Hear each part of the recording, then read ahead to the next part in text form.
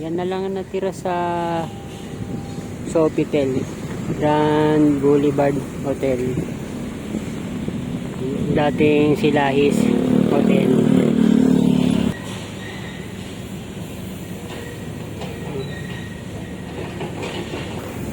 Ito pa, meron pang giniliba dito katabi,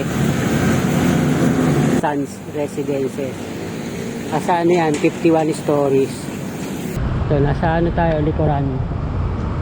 At ito pa, tatay niya, kasi P. Laurel naman to. Naluluma na rin tong lugar na to, plaza. Ayan, since ano pa, 1936. Ayan ang Manila Baywalk, Dolomite Beach. Pinaka-entrance niya,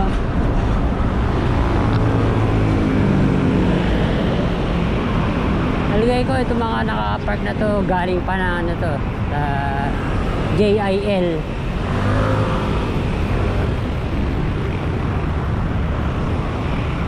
Hindi na natuloy yung phase 2 ng Dolomite Beach. Yung pwedeng mag-swimming, mangisda.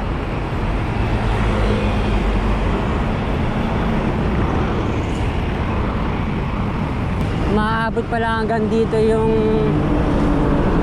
mga sasakyan ng ano, na JIL.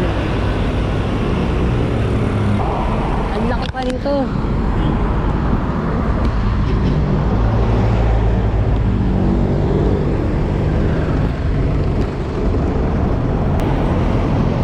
Grabe, hanggang dito pa, Ang haba.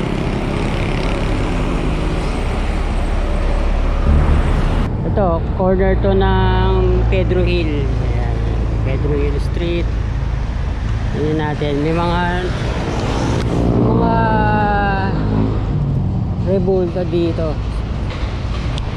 statwa. Ayan natin, sino kaya to? Tingnan natin to. Ayan. Kaya ano pala to?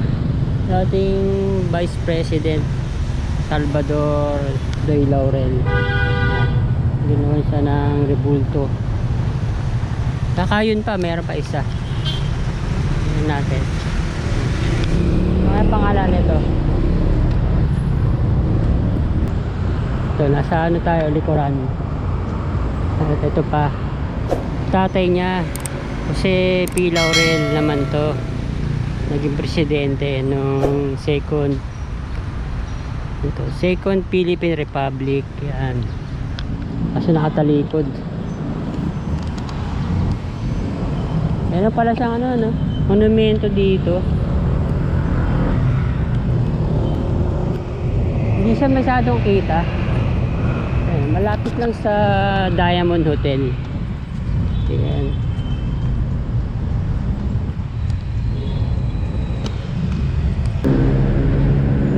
Ganda rin ang design ng Diamond Hotel. At ayun, kita yung ginagawa ng SMDC na Suns Residences.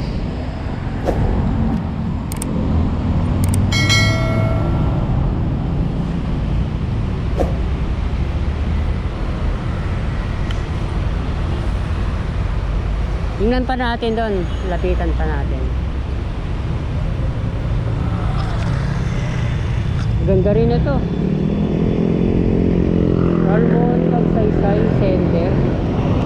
Grabe. Ganda na ano ito, podium. Ground floor. Lupit.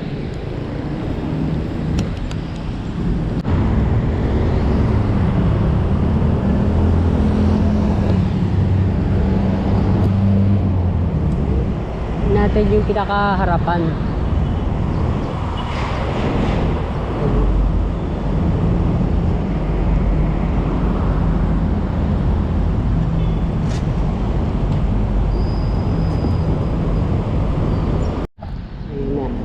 Sands Residences. 51 stories. Ang taas. Dito sa Roas Boulevard, yan dami rin mga street dwellers. Dami rin mga homeless.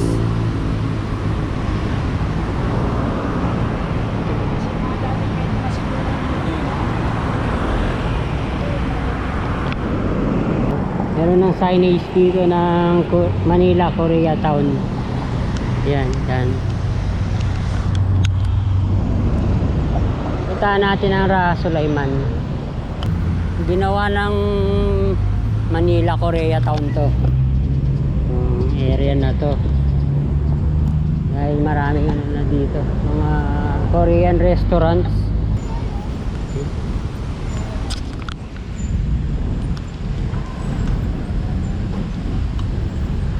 Ganda.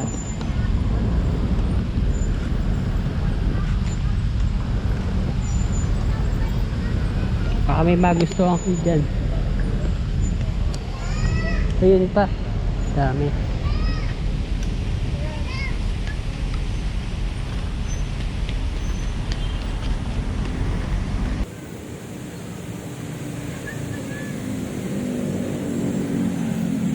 Dami.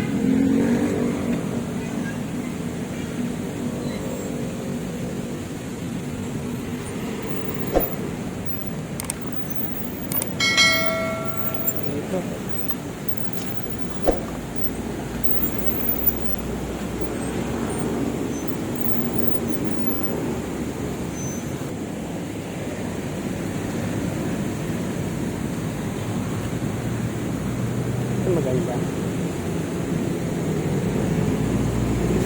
Pa. Pa. Ayan na yung Raha Sulaiman.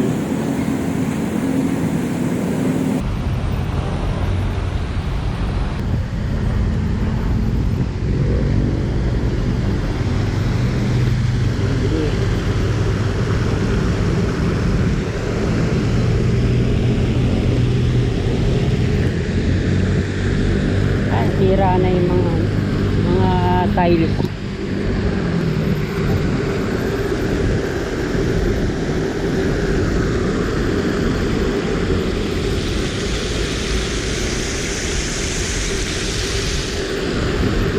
May konting basura.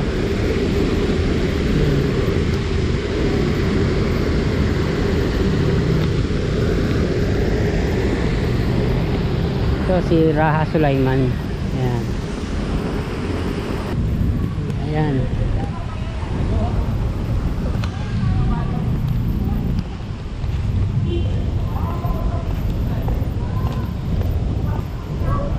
Ngayon pa rin mga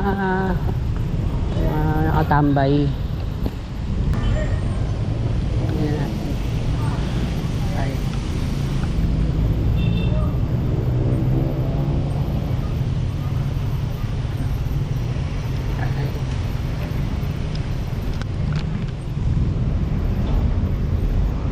Ayun, ang dami na ng mga bata.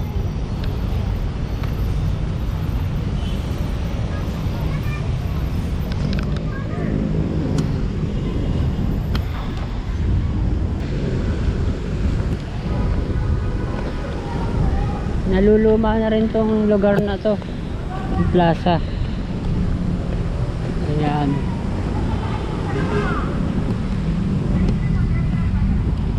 Plaza ang ano talaga, pangalan nakalagay.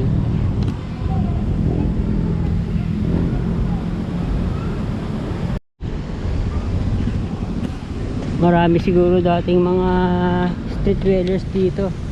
Baka pinaalis na, napaalis na.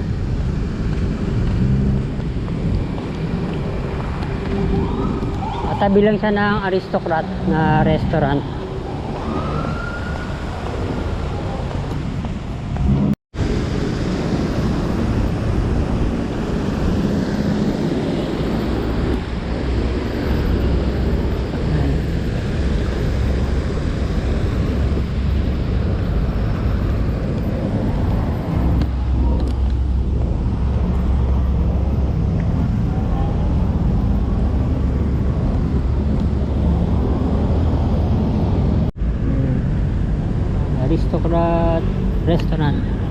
Since ano pa, 1936.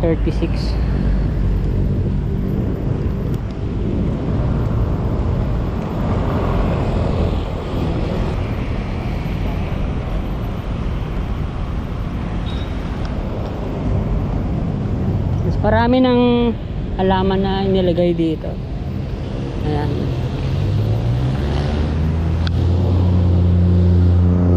Nilinis na.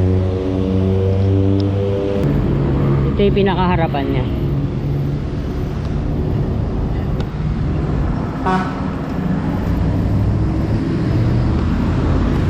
Ito, gibaan na.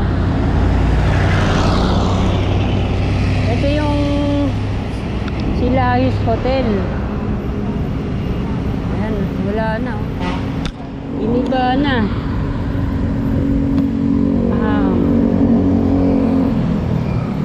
Ano kayang gagawin dito?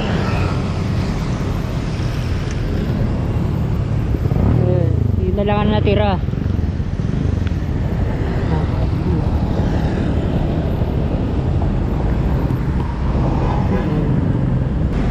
Meron pa rin mga parte na hindi pa nalilinis. Yun natin. Ayan.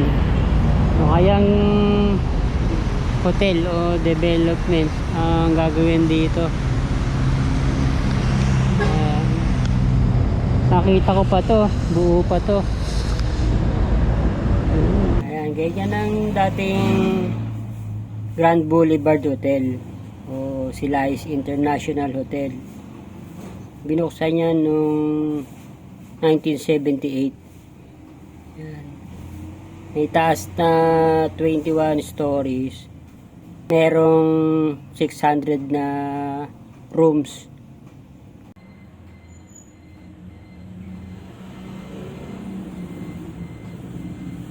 Yan na lang ang natira sa Sofitel Grand Boulevard Hotel, dating Silahis Hotel, Silahis International Hotel.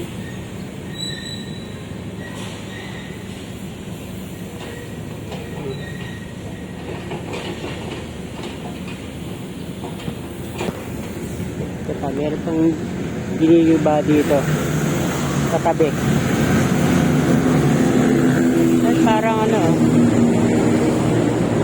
pagka ano to, Chinese ang architecture. Yan.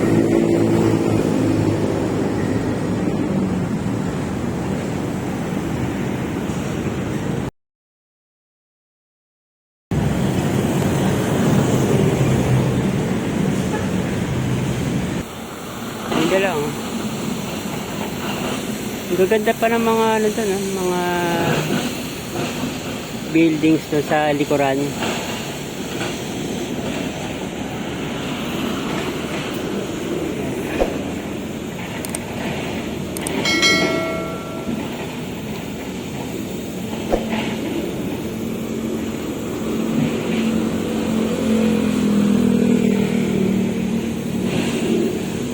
Wala na.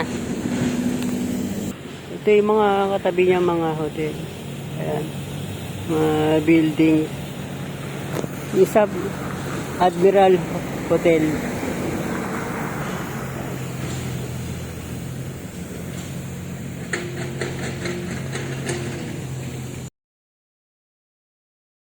Ayun na. Suns Residences. Asa ano yan? 51 stories. Ang ganda ng ano nila. View nila. Manila Bay. Doon na Manila Bay. Ang dami rin mga ano dito, mga street dwellers, mga homeless, mga gumagala, ang mga ano lang talaga, may topak. Ito pa isa. May bakod. Maganda pa ng ano doon, yung mga building.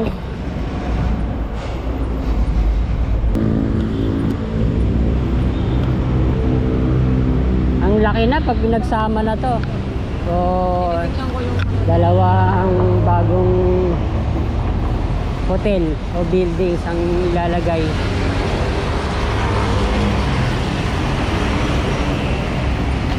Mga kapadyak natin.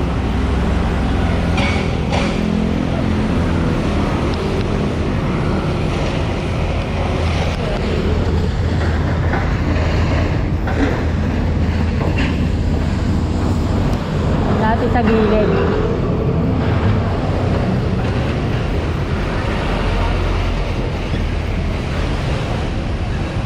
Yan. Ito na lang sa gilid.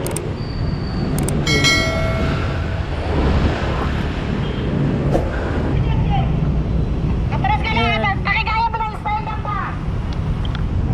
Ayan.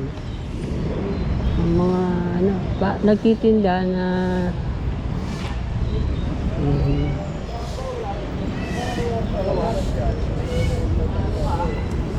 ito, ang dami ng mga bata. Ayan, inaayos yung kable.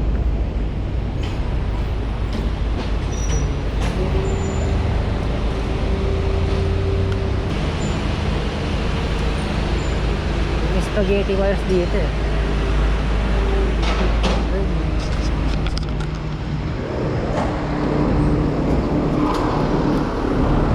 Likuran na to ng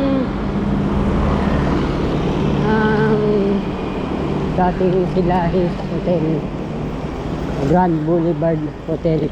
Ito, pinakalikuran.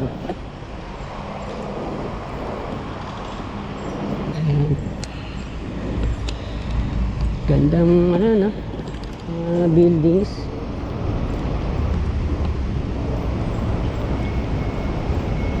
Ang laki pa nito, nasa kanan lote. Simbahan pa. Our Lady of Remedies Parish. Sayangin na lang mga kabayan, medyo mahaba. Ito.